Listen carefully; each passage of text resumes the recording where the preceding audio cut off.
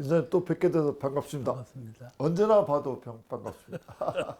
오늘은 제가 독일 교당에 근무하면서 육도에 대해서 그 설교 시간을 마치니까 그 독일 교도가 법회 끝나고 났더니 저한테 교무님 질문이 있습니다. 그랬어요? 그렇다면 개도 사람이 됩니까?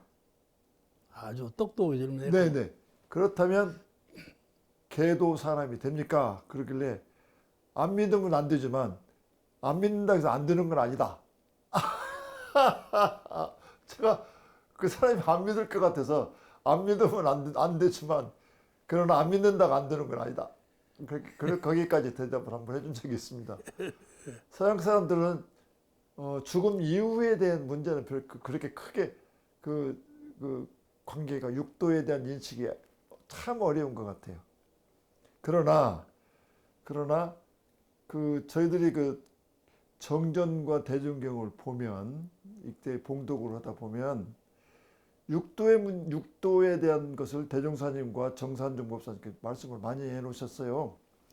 특히 이론상 서문에 아침 저녁으로 외우는 우리 그 이론상 서문에 그 사생의 심신작용에 따라 육도로 변화를 시킨다. 그건 육도 속에 저희들이 인식을 잘 못하고 있지만 늘상 육도를 좀 가지고 있단 말이에요.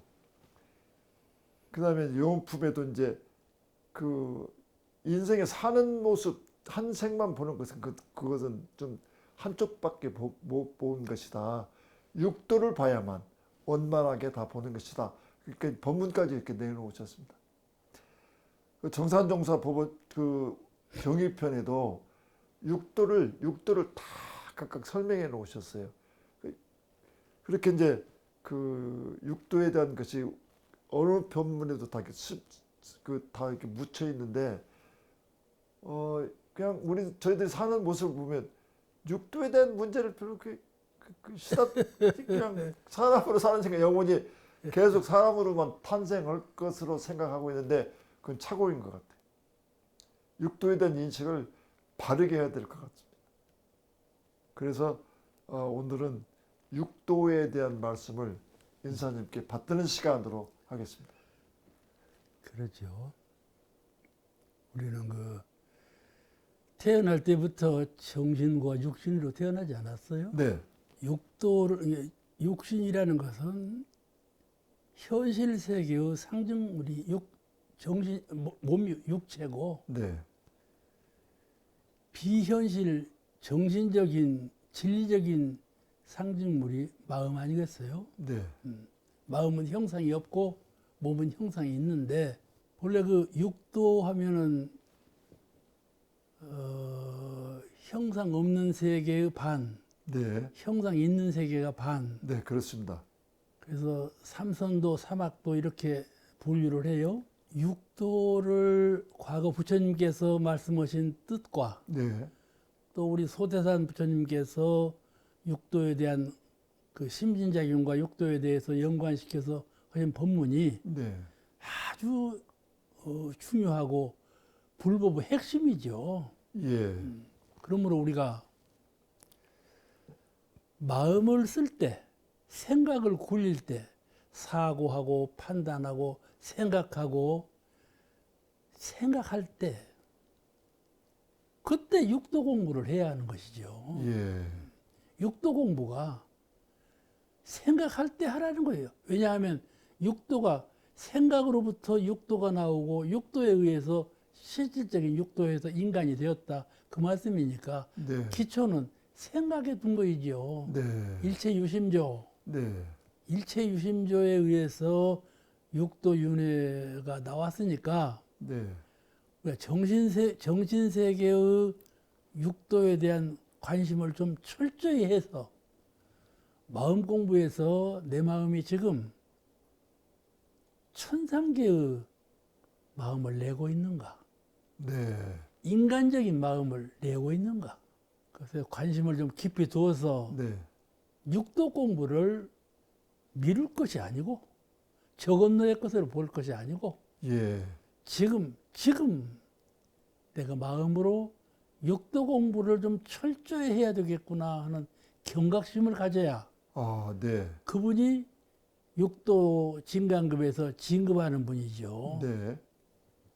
우리가 육도를 말할 때 육도 진간급 이렇게 그냥 아주 다반사로 말하거든요. 네, 그렇습니다. 육도 진간급이 무엇이냐면은 마음을 작용할 때 오늘 새벽에, 오늘 낮에, 오늘 밤에 마음 작용을 어떻게 했느냐, 과연 육도 가운데 어떤 마음을 작용을 했느냐에 따라서 많은 마음을 작용하는 방향으로 그대로 육도가 현실로 나타나는 것이거든요. 예. 이런 참 그 아주 깊은 경각심을 가지고 육도를 공부하고 생활화해서 그 공부하는데 아주 기묘한 그런 육도 진강급의 법문으로 받아들여서 네. 심리학에 적용해야만 이 오늘 우리가 이 법문을 그 다시 한번 음미해 보는 예. 깊은 뜻을 말할 수 있을 것이다. 저는 그렇게 생각을 해요. 아이고, 긴장하고 살아야지 큰일 날 것 같습니다. 그러면요. 네네. 예. 그 마음이라는 것은 찰나적으로 변하는 것 아니겠어요? 예, 순간적으로. 네. 예. 그런데 인간이라는 것은 적어도 60평생. 그런데 정신적인 육도는 찰나간의 변화거든요. 아, 그러니까 참 정신 차려야지요. 인간은 오늘 살아도 인간, 내일 살아도 인간, 항상 인간으로 남기 때문에 죽을 때 말이죠. 네. 죽으면 그뿐이지. 이런 엉터리 없는 생각을 한다니까요. 그때부터 다시 시작인데. 아, 그러면요. 네. 그 일반적으로 육도에 대한 긴장감이 좀 떨어져 있는 것 같아요. 떨어져 있다니요. 무시해버리고 살아요. 네. 그 나는 항상 사람으로 태어나겠지. 그 환상 속에서 사는 사람들도 많습니다. 가령 현실적인 육도를 만약에 관심 속에 잘 두고 공부, 보감으로 삼고 있는 분이라는 것은 언행, 말씨가, 행동이, 생활이 그 같지 않지요. 육도에 대해서 관심이 있는 분은 절대로 마음을 방심하고 행동을 그게 함부로 하고 그런 일이 없어요. 제가 깜짝 놀란 법문 하나 이렇게 들은 바에 있는데, 이 어떤 그 굳은 일을 많이 하고 나쁜 일을 많이 해서 사람을 피하는 시선을 갖기 시작하고 사람을 볼 때 고개를 숙이는 일들이 많아지면 고개를 땅 보고 걸어다니는 짐승으로 태어날 수가 있다. 있다. 아, 제가 그 얘기를 듣고 육도에 대한 그게 훅 좀 더 들어오는 것 같은 느낌을 받았습니다. 육도는 절대적으로 먼 곳에 있지 않다. 원로는 자연 환경이 참 좋은 곳입니다. 네네. 수목도 아주 참 잘 어울고요. 그 수목에 사는 새들이 천종만종이 살아요. 네. 그러는가 하면은 땅을 보면은요. 아, 그야말로 미물이 말이죠. 천종만종 미물이 살아요. 그렇습니다. 나는 정화관 앞에 들어갈 때 개미 떼가 그 수억만 마리라고 표현하고 싶어요. 어찌나 아유, 많은 네, 숫자의 조그마한 개미가 한편에서 이리 가고 한편에 이리 가고 이 44초를 가고 있어요. 밤에도 가고 낮에도 가고. 아, 저것들이 무엇 때문에 저렇게 이쪽으로 가고 저쪽으로 가고 쉼이 없이 가는 것이냐. 어? 너 개미야. 뻘개미죠. 조그마한 개미. 너도 영혼이 있냐? 그런 질문을 하거든요. 너도 영혼이 있냐? 이래서 육도가 항상 마음 가운데 이것이 무슨 말인 거니? 내가 인생으로 사는데 하루를 사는 것도 인생이고 순간을 사는 것도 인생이고 120년 사는 것도 인생 아닙니까? 네. 그런데 이 인생을 말이죠. 그렇게 순간을 사는 것도 인생이고 120년 사는 것도 인생이지만은 영생을 사는 것도 인생인데 이것이 육도 변화거든요. 이것이 육도 변화예요. 여기에 대한 관심도 가져야 한다 그런 것이죠.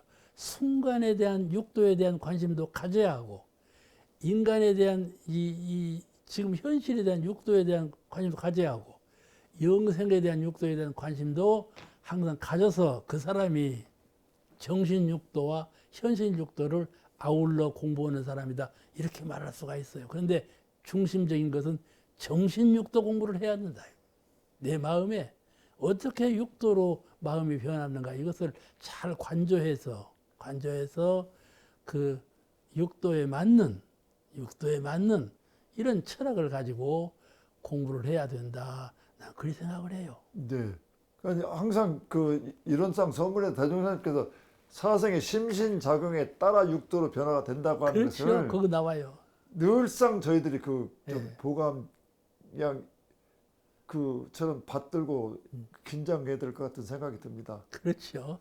근데 이제 사람 몸으로 태어난 만물이 영장이라고도 하는데 사람을 만물 영장이라고 하는데 이 만물의 영장들이 지금 얼마나 나쁜 짓들을 많이 하고 있는지 그 말할 수가 없죠. 지금 그 심해 잠수함을 만들어 가지고 심해까지 들어가서 고기를 하나 잡았더니 세상에 비닐을 쓰고 다니더래요. 거기까지 그 비닐을 내려가고. 심해까지 내려가 가지고 아주 충격을 받았다는 그런 보도도 있었습니다. 지금 이 온난화 문제, 기후에 대한 문제도 지금 사람이 저질러는 인과를 받는다는 그런 말씀도 있고 그 각성을 좀 해야 될 것 같은데 어떻게 인도를 잘 할까요? 어떻게 하면 좋겠습니까? 그거는요. 사람만 그러는 것이 아니라 육도 세계의 모든 생명이 그런 마음이 있어요.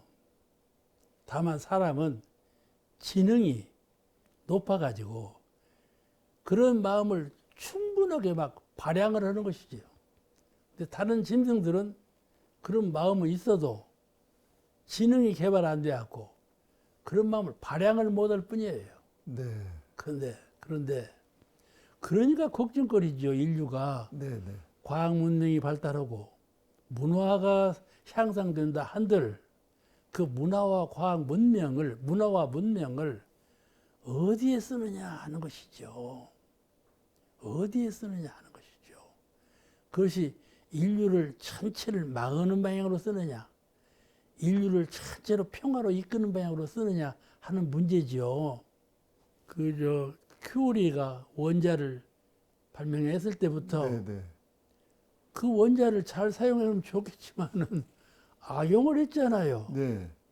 그렇듯이 모든 것을 발명하는 것은 매우 중요한 것이지만은 그걸 선용하지 않냐고 악용하는 것부터 인류는 생각을 해요. 악용하는 것부터. 그와 같이 악용을 많이 한다. 선용을 하지 않고. 그러니까요. 우리 수도인도 처음에 입문해서 수도하는 것이 뭡니까? 기도예요. 기도를 통해서 뭘 하느냐 하면은 복을 빌어요. 복을 빌어요. 그런데 복을 비는 분은 좀 차원이 달려면 그때부터 선을 닦아요. 수양을 해요. 수양을 하는데 주력을 떼요. 선을 닦는 것이 얼마나 참 좋은 것입니까? 예. 근데 선 닦는 공부를 조금 더 순수하게 되면 사리 연구 공부를 해요.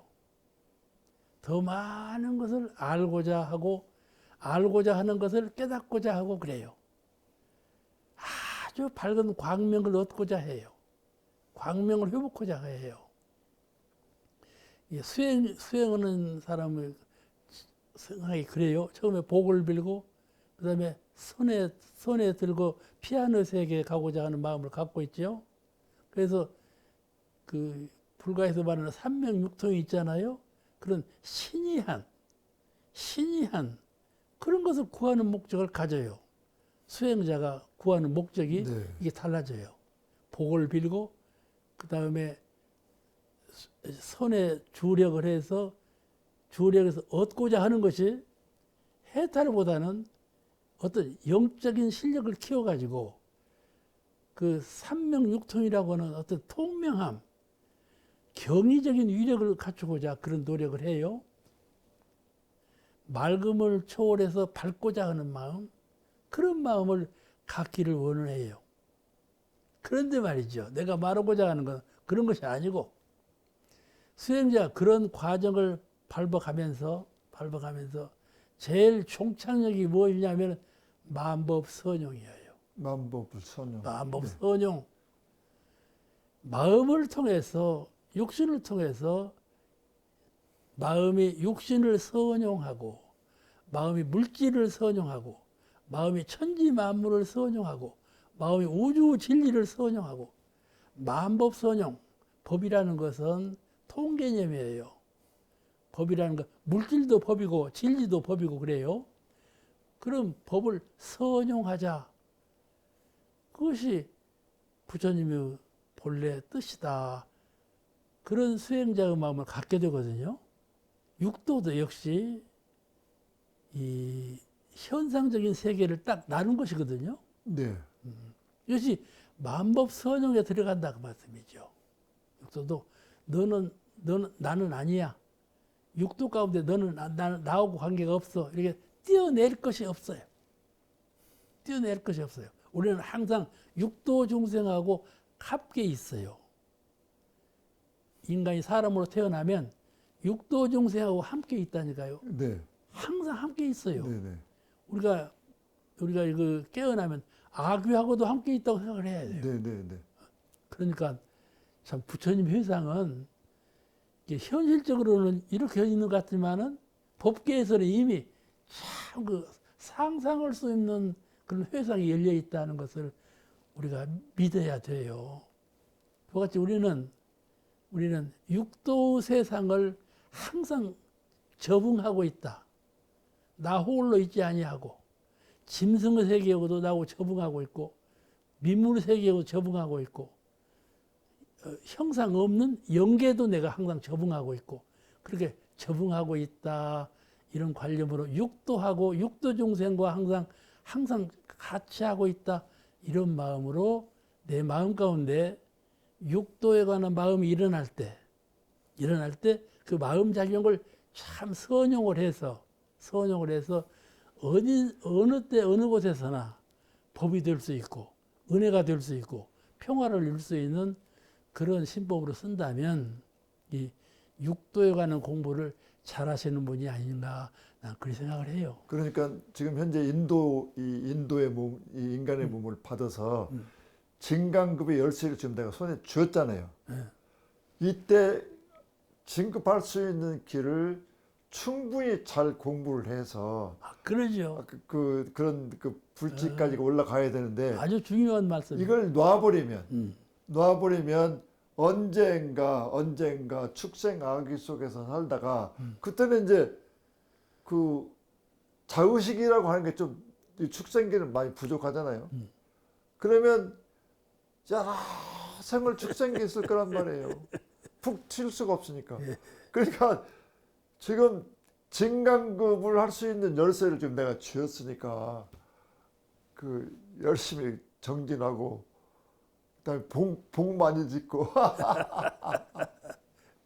그 음덕 많이 짓고 해서 항상 이렇게 공부할 수 있고 수도할 수 있는 그런 영장류로 좀 그러니까 이런 중생계를 6가지로 딱 나눴잖아요. 네, 네.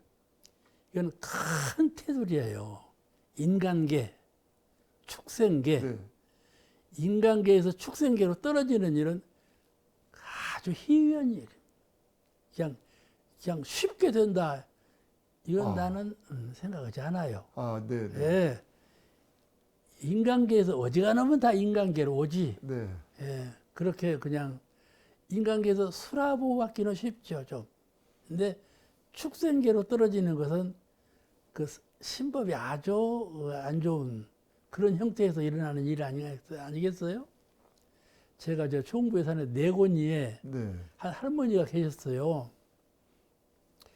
그 할머니가 소를 키우는데 그때는요 소가 큰 재산이에요. 아, 그렇죠. 네, 네. 집이나 농보다도 소가 더 큰 아, 재산이었어요. 지금도 대단한 재산입니다. 이 지금. 할머니가 늘 소를 그냥 쓰다듬으면서 밥을 주면서 그렇게 잘 키웠어요. 아, 이 할머니 노인 되어서 할머니지 이제 평생을 소를 키웠으니까. 그런데 그 할머니 돌아가셨어요. 네. 돌아가셨는데 그 아들이 꿈을 꾸는데 아 철로변에서 돌아가신 어머니가 기차에 깔려 돌아가셨어. 또 돌아가셨어. 돌아가신 어머니인데 어머니가?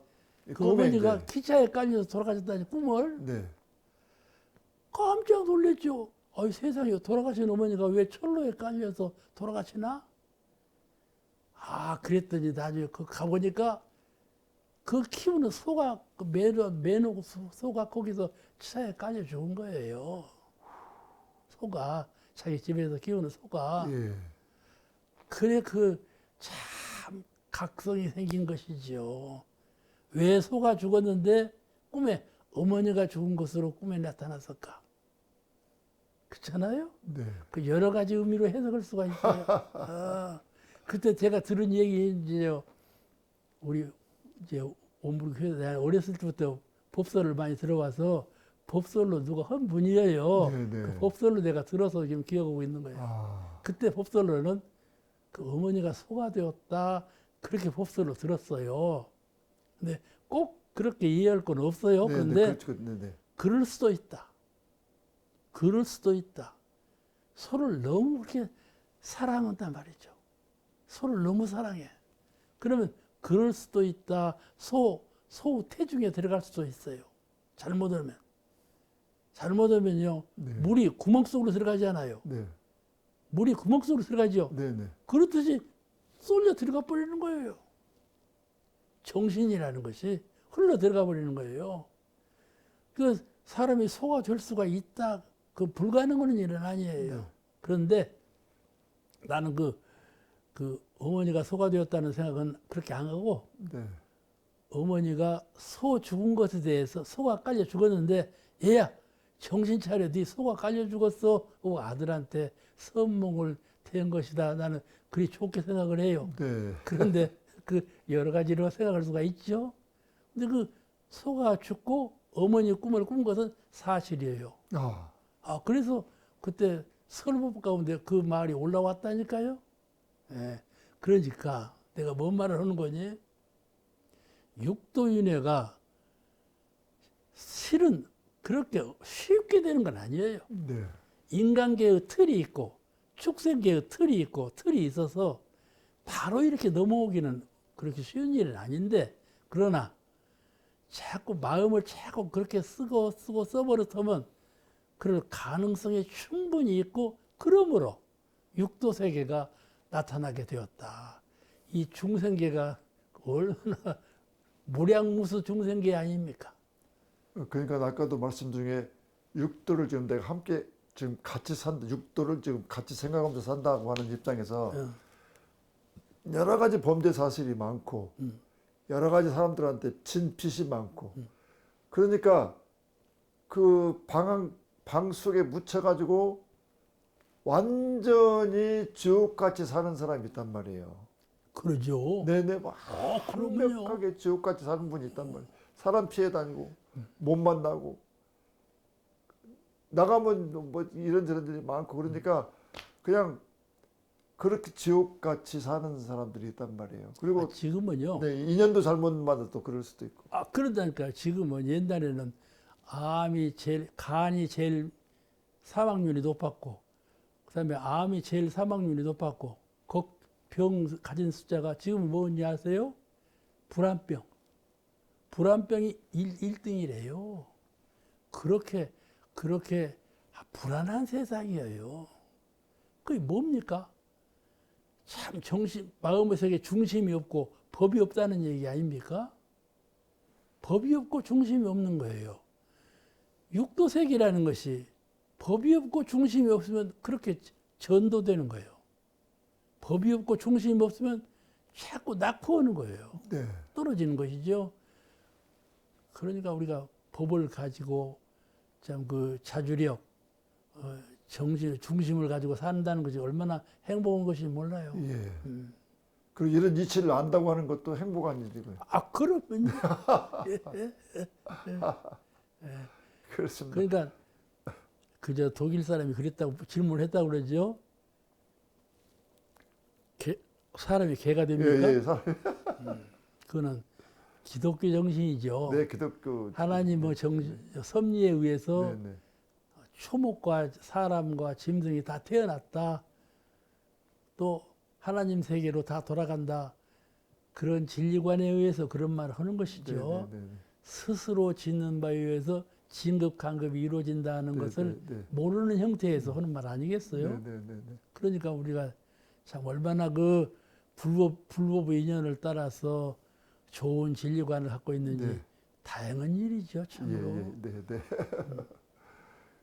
그 노벨 문학상을 탄 펄벅 여사가 그 아버지 따라서 중국에서 성장하고 이제 노벨상까지 탔는데 한국 전쟁 전후로 한국을 8번 방문했어요. 그랬어요. 네, 네, 8번 방문을 했는데 한 번은 농촌 이제 그때 다 그 농경 사회니까 농촌을 이렇게 걸어가는데 어떤 마을에 가니까 그 감나무에서 제일 위에 부분 그 까치밥 그래서 저기 왜 감을 다 따지 왜 이렇게 놔뒀냐 하니까 그 밑에 건 사람이 따먹고 위에는 까치들이나 새들 먹으라고 줬다 보니까 이야, 이 한국 사람들이 저렇게 인정이 있는 민족이구나. 그걸 느끼고 있는데 또 이제 어떤 시골을 이렇게 가다 보니까 그 수레가 이렇게 할아버지가 지게를 쥐고 짐을 지고는 소를 잡고 이래 하고 오는데 그 소 수레는 다 비어 있단 말이에요. 빈 수레로 가고. 근데 할아버지가 진 지게를 보니까 짐이 가득해.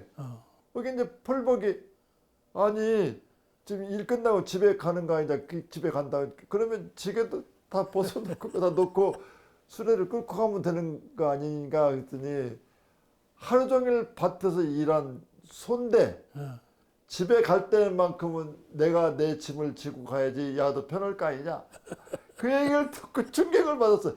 아하 한국 사람이라고 하는 그 기본적 정서라고 하는 것이 이렇게 선량하고 이렇게 인정이 많고 선량할 수가 있을까. 그래서 상당히 충격을 많이 받았다고 하는 그런 글을 남긴 데가 있습니다. 그러죠. 그래서 대종사님께서도 한국을 택하셨고 또 우리는 지금 한국어로 한국 사람이고 또 대종사님의 법을 좀 받드는 사람이기 때문에 그런 토양 속에서 육도를 윤회할 때 항상 영장류인 사람의 몸을 받아서 진강급에 절대 간급하지 마시고 열심히 적공하셔서 복족족 해족족 하는 생활을 만끽하시기를 빌면서 오늘 육도 말씀을 마치겠습니다. 감사합니다. 고마워요.